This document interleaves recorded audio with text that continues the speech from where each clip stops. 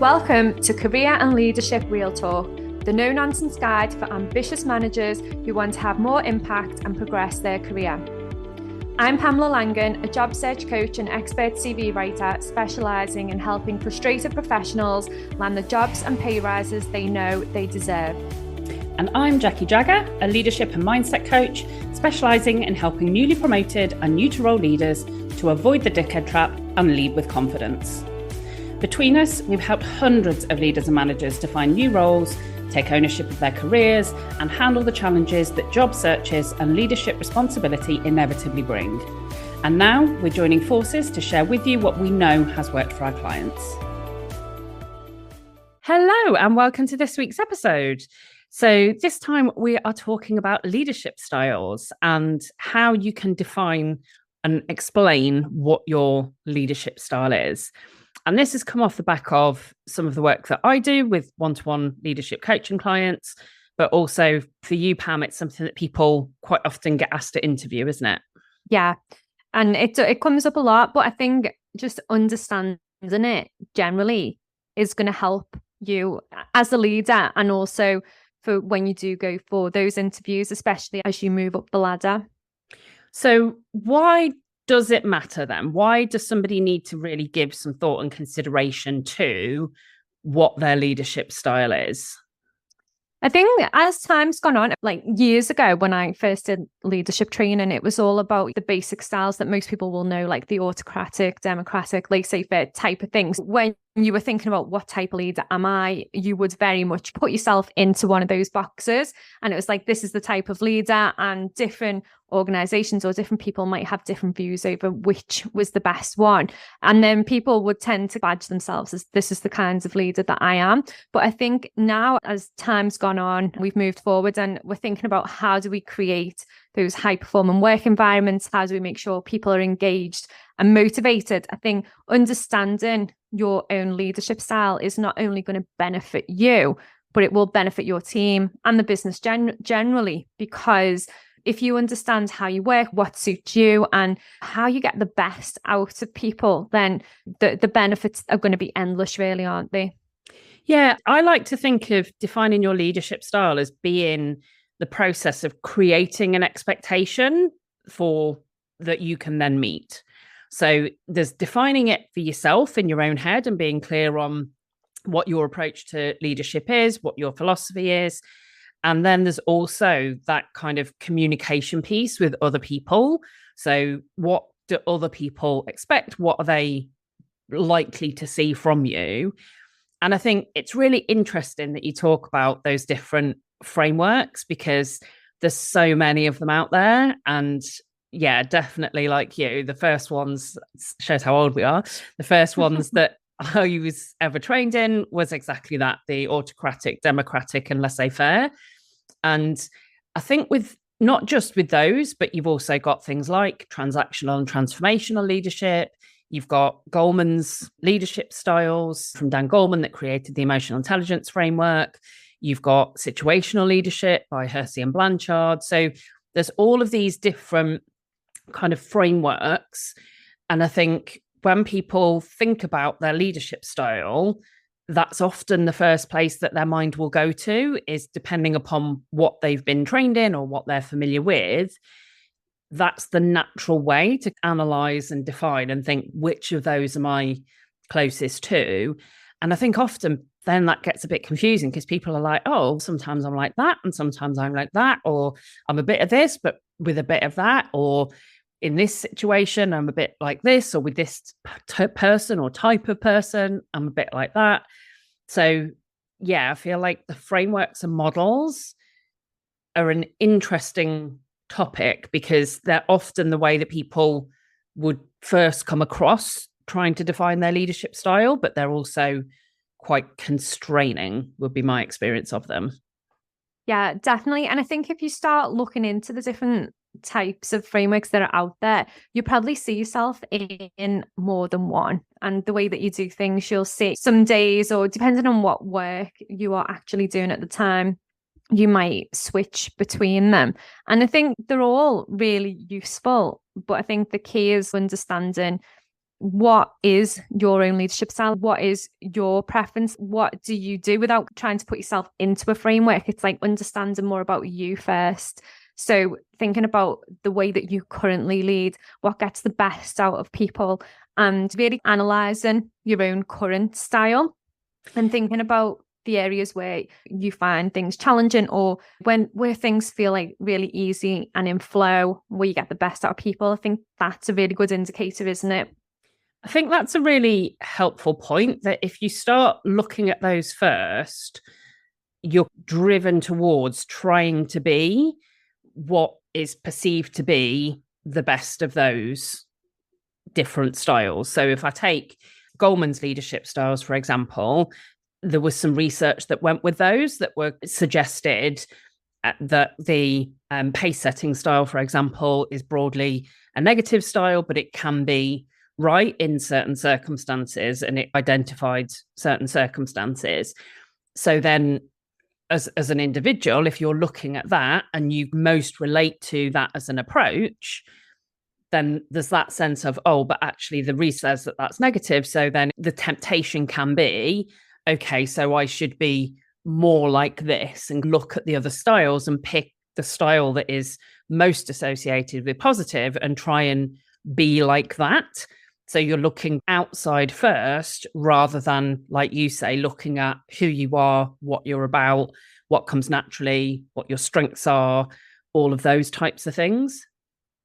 Yeah, definitely. And I think once you understand what your strengths are, and I think any leadership development, and you're the expert in this, you can probably tell me if I'm on the right track. But I always think that leaders need to really dig into what makes them tick in order to then be able to translate that into something that works for their team. And I think so many leaders, in my experience, especially when I'm doing interview prep with people and trying to pull out some of that key information from them, they have gone along on the track following the different frameworks, listening to different managers and leaders and trying to adapt their styles and their ways of working, that they go along, and what they end up with is this kind of approach that isn't really them, but they don't really know how to articulate it either, because it wasn't their approach or their preferred style. So it all ends up quite jumbled. So then I always say, let's go back to basics,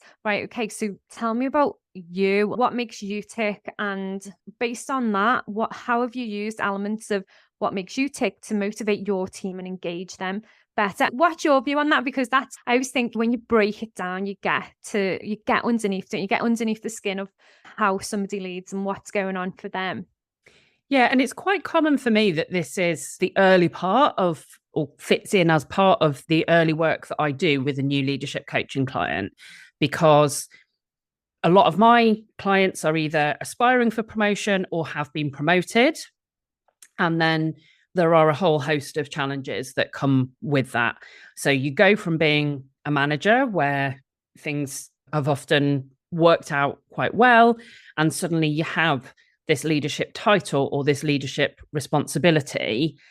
And there's this kind of gap of, okay, so what does that actually mean? What does me as a leader look like, as opposed to when I was a manager before? And so a lot of it for me is exactly what you were describing of, okay, let's strip things back. Let's understand, who are you? What are you about? You've got to be true to yourself. So you've got to know yourself in order to do that. You've also got to be able to be flexible to the demands of the individuals and the situation. And I look at leadership more broadly as well than just leading teams. So I always, the first question I typically ask people around their leadership is, what do you want to be known for? What do you want other people to say about you and your leadership when you are not there? And the purpose of that question, and it originally came, so when I first got promoted way back, it was a question that my first coach asked me, and it stayed with me, because what that did was really made me stop and think, what do I want other people to think? And I encourage people not just to think about their team, because your team will see you in one context as a leader, but leadership is broader than that. So what do you want your boss to see and say about your leadership? What do you want peers and colleagues to say and think of you and your leadership approach? What about clients, suppliers, other people that you have a relationship with? Because leadership is not just about how you are with your team, it's how you are generally and how you carry yourself and how you operate. You can be a leader in any role in a business, and you can be in a leadership role and really struggle to lead. So it's marrying those things up, and it absolutely starts with that self-awareness and that question of, what do you want to be known for? What do you want others to say? Is so helpful, because it forms the platform then where you can be intentional of, okay, and now what do I need to do to make sure that is what people think and say? Yeah, that is a really good point. And that'll probably be useful for people in lots of different situations, especially where you're talking about the promotion side of things there. When people are going for promotion, they've not been in an actual leadership role, but they're talking about how they would step into that. Like, all of this stuff is so useful for that as well, isn't it? Because being a leader isn't just about leading the teams. And that is what we always think, isn't it? It's like, how have you led in other situations? How do you be the best leader that you can be, even when you've not got that team?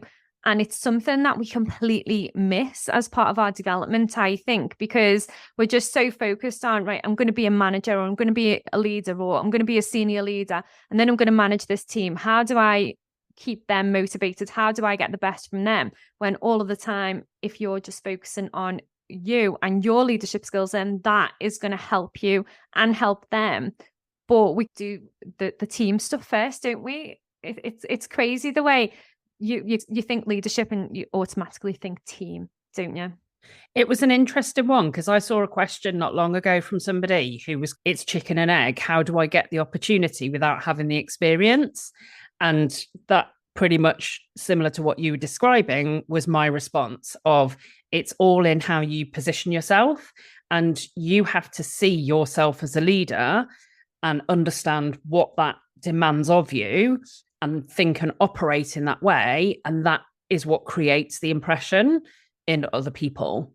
So beyond deciding what you want to be known for, the next step then for me is, okay, how do you get a picture of what other people do say and think of you? And in my preparing for promotion program, that's something in the first week that I ask people to go away and get feedback on, is, where do people see you? What feedback is there for what is the gap between where you want to get to and where you are right now?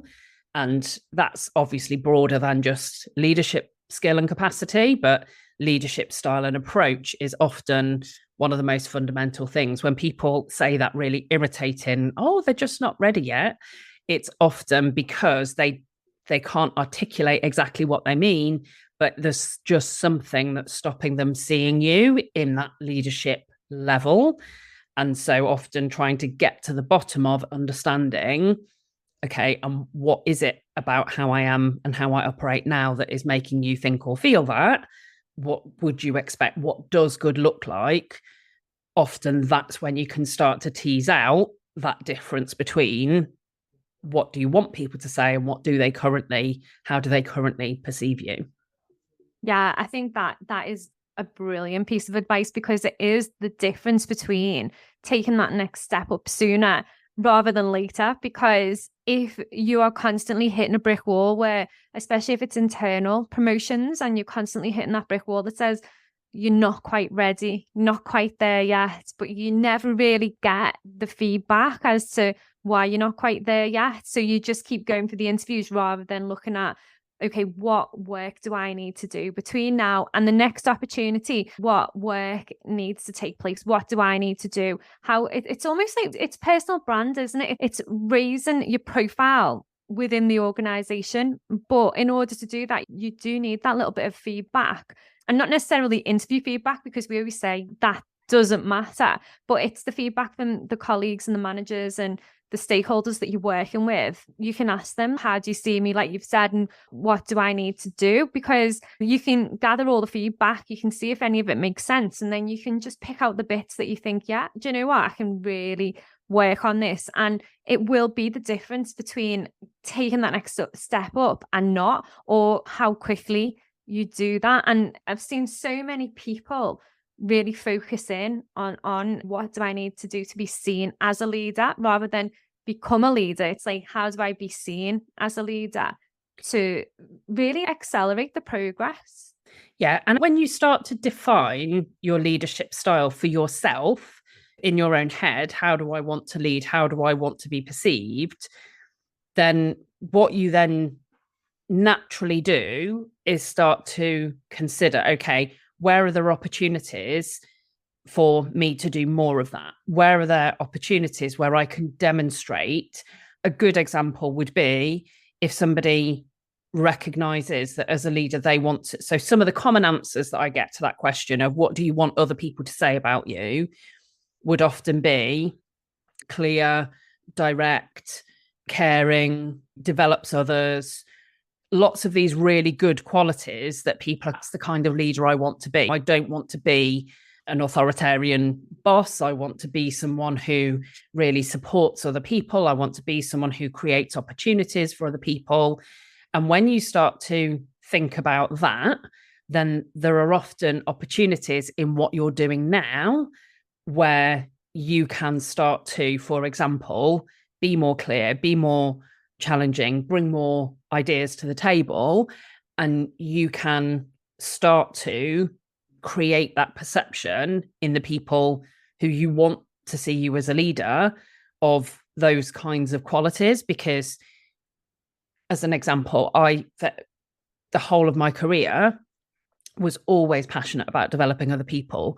So alongside whatever was part of my job role, I mentored people. When I was working as a bank manager, I spent ages supporting one of my team to help them prepare for their mortgage exams.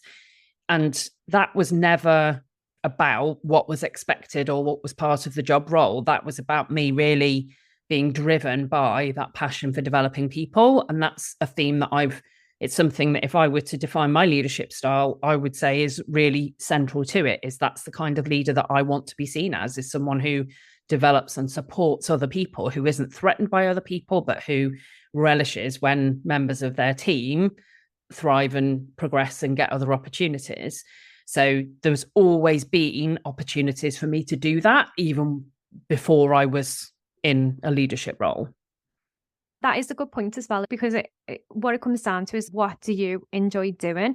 And you can look at what you enjoy doing, but then you can also look at the things that challenge you and the things that make you feel threatened. And you can look at those things and think, okay, how can I overcome these things? How do I get to grips with these things? And when you start looking at things under the microscope, it does really help you become a better leader. So rather than just kind of getting your head down and just getting through each day and just getting through each week, etc., you can start unpicking things and really pushing yourself to develop those areas. And like you, one of my big things as a leader was, it was about developing my team, because I always felt like if I'm not moving my team on, if they're not developing and progressing, then I always felt like that reflected on me as a leader. And that was something I enjoyed doing. So I was constantly working with my team, looking at how can we move you on to the next level, but also how can we retain the talent as well. Obviously, sometimes you would lose people to different companies and you bring in new people. I always loved bringing in new people and training them up. That was a huge part of what I enjoyed doing. And even now, I see those people that I brought in, that I gave a chance to, and showed them, this is how you lead, this is how you bring people in, you get them up to standard, show them the ropes, and then you let them fly. And it creates such a nice team environment. But talking about leadership style, like if I was to try and put that into a box or into a framework, it's with all of the other elements, it doesn't really sit in one framework. And I suppose that's the danger, because depending on what companies you work for and what training is on offer, they're going to show you maybe one framework or a couple of frameworks, and then you're going to then put yourself into this box and then think this is the only way. Whereas it's just being that little bit more open-minded, isn't it? And knowing that there's more to leadership and leadership styles, and there's lots of frameworks, but you don't have to put yourself into a box. You just need to stay true to yourself.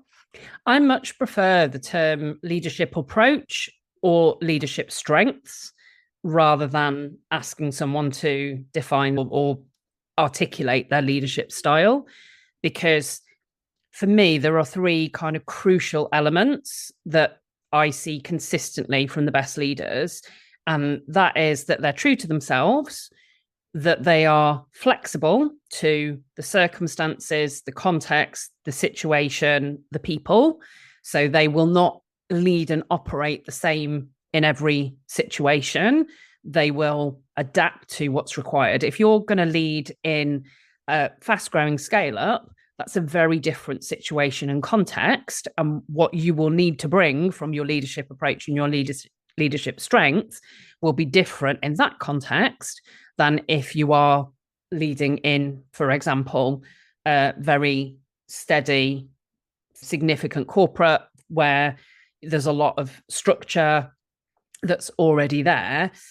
And your approach as well in terms of how you interact with people will be different depending upon what opportunities are there. So if you, in a scale-up situation, if you know that the ambition of the business is to double in the next 12 to 24 months, then that element of your leadership approach and leadership strengths is going to be all the more important, as opposed to if you're operating in that steadier environment.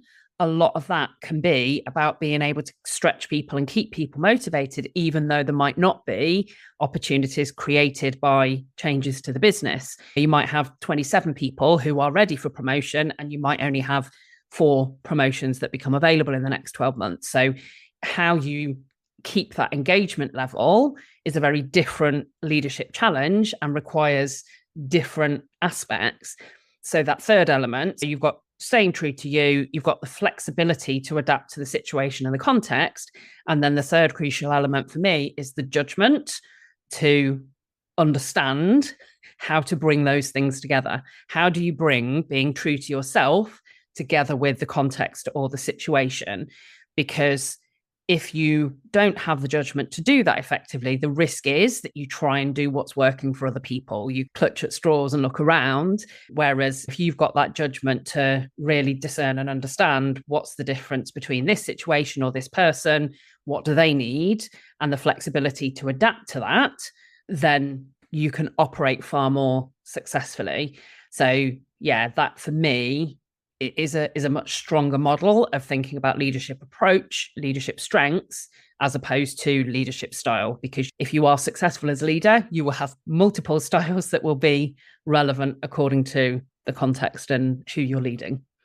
Yeah, I absolutely love that. And that is absolutely brilliant advice. And I think if you are in that situation in an interview and you get asked about leadership styles, rather than trying to think what leadership style do they want to hear about or what approach do they want to hear about, it's more about you saying, look, there are many out there. There are many leadership styles, many leadership approaches. So it's going to be really dependent on the situation, and just showing your awareness that there are many out there. And you might even want to give some examples around, in this situation, I would do X, or in that situation, I would take this approach. And just to give some context around it, so you're not skirting around the question where you're like, oh yeah, there's loads out there. It probably just depends on the situation. You're saying, yeah, there are many approaches. However, in the past, in this situation, I took this approach, and in that situation, I took that approach. And it really does depend on what is going on as to what approach I will take. And it's all about assessing the situation, isn't it? And the people involved within that situation. It really is. The other thing I would say as a recruiter is that one of the things that can be really helpful with that question, whether you're asked about your leadership approach or defining your leadership style, is if you've done that piece that we were talking about of getting that feedback, you can then very naturally and very authentically say, actually, one of the things that's important to me is to get that feedback to know whether my approach is hitting the mark. These are some of the things that other people have said when I did that most recently. And as a recruiter, I'd be like, okay, wow, this person's got the self-awareness to actually seek feedback on, are they hitting the mark? It would show that it was authentic, because you're not going to have just made up a load of stuff that people have said in order to come to the interview and come across that way. So for me, that then becomes, it's not you saying this is what I think people think, it's you giving other people's words and language around how you operate as a leader. And from a recruiter perspective, it's been very rare that people have volunteered that. And I've sometimes asked the question of, what do other people say about your management or leadership style? But when people do proactively share that, it is a real kind of, okay, this person has got the self-awareness, the humility to understand that maybe they're not perfect, they need to seek feedback, and they are willing to share, this is what other people do, which makes it, for me, it's that kind of social proof, isn't it? It feels far more authentic when you know that it's something that you've asked and other people have said. Yeah, definitely. I absolutely love that as well, because when you are interviewing people and they give you that little bit of extra context and show that level of self-awareness, it literally sets them apart from every other candidate, because most people will just go in there and say what they think people want to hear.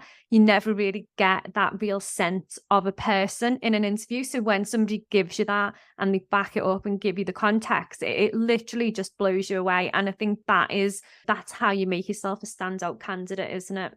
And like you say, it comes back to being true to you, doesn't it? It comes back to, this is you being true to you, as opposed to you second guessing what I might be thinking or wanting as a recruiter.